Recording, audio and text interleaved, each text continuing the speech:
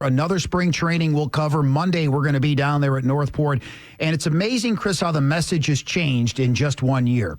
A.J. Minter last year was going around telling everybody World Series or bust. Mm-hmm. That's how high the expectations were. Now, they may still be that high, but let's just say Matt Olson kind of couched the expectations this year. The confidence is still there. We are not going to be making any statements like that. Baseball is a crazy sport. It's a long season. Anything can happen. Learned that lesson last year, didn't we? It's a long season. Anything can happen. Everything did happen last year. It's a little odd in the year where the odds-on favorite to win the World Series won the World Series that we have to temper things. Because this wasn't the Detroit Tigers winning last year's World Series. This wasn't the Tampa Bay Rays. This was the odds-on favorite to win the World Series winning the World Series. I just think he doesn't want to make a headline. I don't think he wants to have a follow-up question a week from now, a month from now, 4 months from now if they're in a 6-game losing streak. Maybe I'll tell you what that sounds like to me. That sounds like that might have been sort of a meeting amongst the fellas. I don't know if it was official. I don't think they brought him into that big Northport auditorium thing and said, gentlemen, here's what we're not doing. We're not saying World Series or bust. Because there still might be somebody who throws that out. Do you think they said that behind the scenes last year and then A.J. Minter kind of took the bull by the horns and ran with it? No, I don't unauthorized? No. I think the messaging last year was World Series or bust. I think that was the internal messaging, too. Like, I think every player bought in. Didn't work, didn't happen. You lose another early round in the postseason, and you're not going to do it this year. Now, whether that makes you chicken bleep or whether it's smart, I don't really know. I don't care. They're just words. You know, the Joe Namath guarantee is the only one, along with Mark Messier, that really matters. They're the only two. Nobody gets the guarantee. Both in New York City. That's why. Joe Namath guaranteeing the Super Bowl victory over the Colts and Messier guaranteeing they were going to capture the Rangers, the Stanley Cup. Yeah, that's how legends are born. If anybody else other than Joe Namath would have said it on that Jets team, it's a non-thing. Well, that's why Joe Namath's in the Hall of Fame, right? Mark Messier, if anybody, a third lineman, the guy who comes in on the third line said it in New York, it doesn't matter. People are saying the Colts are going to kill you guys. I said, let me tell you something. We're going to win this game, and I guarantee it. Look, there was a media session. Something like that. There's a media session with a shirtless, bathing suit clad, lounge chair lying Joe Namath. So this is 1968. He's literally in a bathing suit, no shirt on, and everybody in the media is gathered around him. Right. As he's sunning himself. Right. Boy, now, if things change. Now I got people in wedding dresses and hot dog outfits and new networks from all around the world where you got to go, I don't know what they just asked me. I don't speak that language. That goes on now with the Super Bowl. It's amazing, though. The one thing that has pretty much stayed the same is the feel around spring training in baseball. Mm-hmm. When the media goes down there, it's so relaxed. And Matt Olson went on to say about the Dodgers, since you brought them up, and they were the favorites and they did capture everything last year. He said, look, we didn't go out and spend a bunch of money, but that doesn't mean anything inside this clubhouse. Everybody here still believes we can beat anybody out there if we stay healthy. Yeah. If you have your full complement. But I think if you really put everybody, as I like to say, in the room of truth or the confessional when it comes to reality TV, I'm sure everybody would have loved a banger at the top of the rotation. I'm sure everybody would have loved a banger given in left field. Profar's coming off a nice year. You can justify it. Well, we got the guy in the uptick. But there's not a guy in there who didn't hope you had an upgrade. That would just be dumb. If you're walking around going, yeah, you know what I'm glad we did? Nothing. Well, again, that's the flip side. What else are they supposed to say? Austin Riley today, early this morning, was asked to give a statement. He said, just be healthy. No other statements need to be made. We need to be healthy. So it's a low-key, confident yet low-key approach for the Braves this year to start spring training as opposed to last year. Austin Riley, a man of few words. He's going to let his actions and his bat speak for him this year. Then you got Chris Sale. He made the rounds yesterday, and they asked him where his Cy Young Award was. He said it's in his linen closet, along with the guest towels, perhaps a vacuum cleaner, as Mark Bowman wrote about. That's how much it means to him. I don't believe He went on to say, as someone once said, it's just a hunk of metal, right? Yeah. Oh, that's Milk Carton Bob, the commissioner of baseball. Who said that about the Astros when they won the World Series and that trophy. Yeah. That was a callback, if you will, that we call in our business. I had my doubts about Rob Manfred before that. I just know that he did nothing to alleviate my doubts about him when he made that statement. He tried to backtrack, tried to sort of apologize, but it shouldn't even be in the front of your mind, the back of your mind, the middle of your mind, anywhere in your mind to have it fall out of your lips. It's just a bad move. I don't believe Chris Sale that it's in a linen closet. I'm not calling him a liar. I don't know the man well enough, but I think he was sort of letting you know what's the least conspicuous place in a house. A linen closet makes sense. A guest linen closet on top of that. Not even the main family. We had a linen closet when I was growing up in the back of the house. I don't know what was in there, but I can assure you it wasn't linen that we used. It was just a bunch of stuff back there. I think linen closet is an old way that, like my grandmother would describe that little door, that little thing behind it. There was like medicine that wasn't used in like 20 years that was back there. 3 unmatched placemats. If a fancy dinner had to happen, we're going to put placemats down. But none of them matched. They couldn't afford 5 of them or 6 of them. But the point is, that's not where Chris Sale's Cy Young Award is. I think he just wanted to put forth that it was last year and it doesn't matter. He wanted to let you know it's not when you walk in the door hanging for all to see in the foyer. You can't really expect him to replicate, though, what he did last year. That would be irresponsible. No. Baseball Reference says his ERA, it's projected to be 3.28 over 159 innings this year. Oh, 159? Yeah. I think everybody will take that. Sold. And I hope my bullpen can hold on to whatever game he leaves with a lead. That becomes the next story. It's a bigger story than ever in baseball. You can talk about starters all you want. You better have a couple of guys who can go 3 times a week. You better have a long guy who can go at least once a week, bounce back for the second one if he needs to, and then really close it down at the end. Because Chris Sale with a 3.28, if he's 12 and 11, I'm going to kind of go, oh, geez. How many guys have ever gone back-to-back winning the Triple Crown in pitching? I don't even know the answer to that. It's asking too much. Maybe Sandy Koufax has done it. And with his age as well. You're asking way too much. I heard Buck talking about it this morning during his show, the Buck Belue Show, weekdays 10 to 11 here on The Fan. He said they need to give him some additional rest. Well, they did that last year. Don't forget, they skip starts. Now, do you make him come out after 5 innings? Do you take it a step further this year? He could say in spring training, yeah, I don't mind if somebody asks me to do that. If he's in the middle of a game, go ask him to come out after 5 or 6 innings. See the reaction you get from Chris Sale in the moment. Max Scherzer, Verlander at his best, Bob Gibson, you didn't even look to walk out. I mean, there are certain guys. I don't think leave him alone. I don't think Chris Sale is that, but I also know that what's coming out, and Chris Sale at 82%, let's just say he's at 82%, or I'm thinking about next month, where I got to get 5 starts out of him because it looks like he's going to get 5 starts in a month's period of time.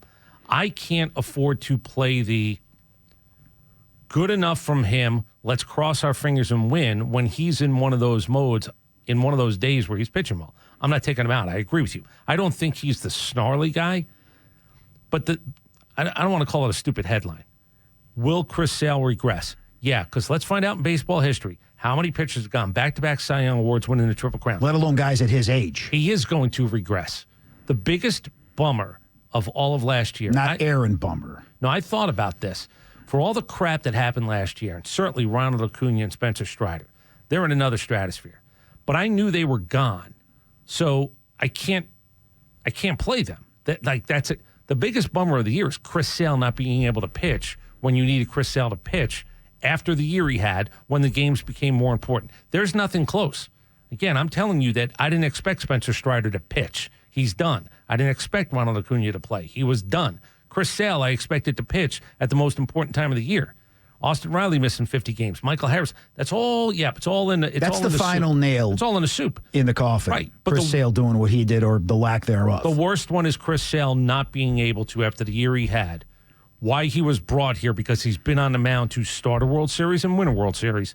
He didn't get an opportunity to matter. Well, here is Chris Sale talking to the media yesterday, looking ahead to the upcoming season. What was it last year? We had the best odds to win the World Series, or second best odds, or something like that. And I mean, we basically have the same team. So I mean, nothing really changes on our end. You know, we got guys that can hit a bunch of homers, and we got a bunch of guys that can keep runs off the board. And that's, at the end of it, that's the name of the game. I feel like our defense was unbelievable too. So, you know, all those things together, and you know, God willing, we got good health. I like our chances as much as anybody. He's not wrong. No, these are easy. You don't need to word salad your way in spring training. As a matter of fact, if you word salad your way in spring training, I'm a little bit nervous. This is easy. Hey, we got a pretty good team. We stay healthy, we're going to be in it. I don't begrudge a guy for saying just that. I'm not looking for the thing 7 years ago. I'm not looking for somebody to have a monumental moment down in spring training. A.J. Minter, we made a big deal of it because it was just a guy being honest in the moment. I'm going to tell you that I think the narrative with a group of guys getting together is, let's not play that game this year. Let's just, the season's going to play out. You're in it for the whole thing. I would like to see, crawl before you walk, then before you run. I would like to see them get out of the first round because they haven't gotten out of the first round since they won the World Series. I'd like to see that to start. Nick, that's 7+ months away. Like, you're jumping towards the last chapter in the book. But realistically, that's where this team is. I understand, but how you get there, No what's one going to knows. happen?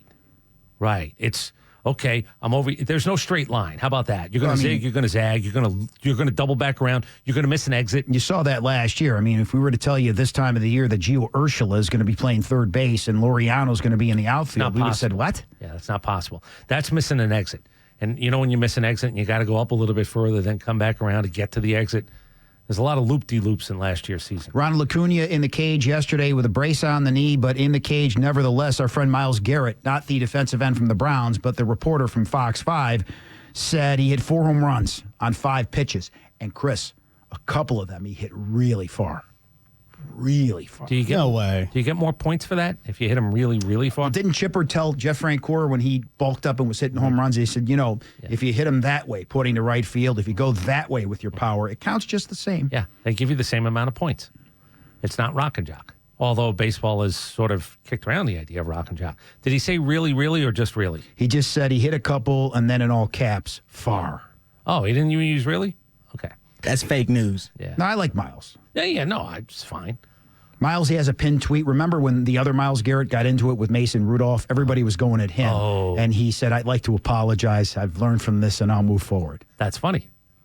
But it wasn't me. Please. Just know it wasn't me. Ronald Acuna, I don't care if he had surgeries on both knees and both feet.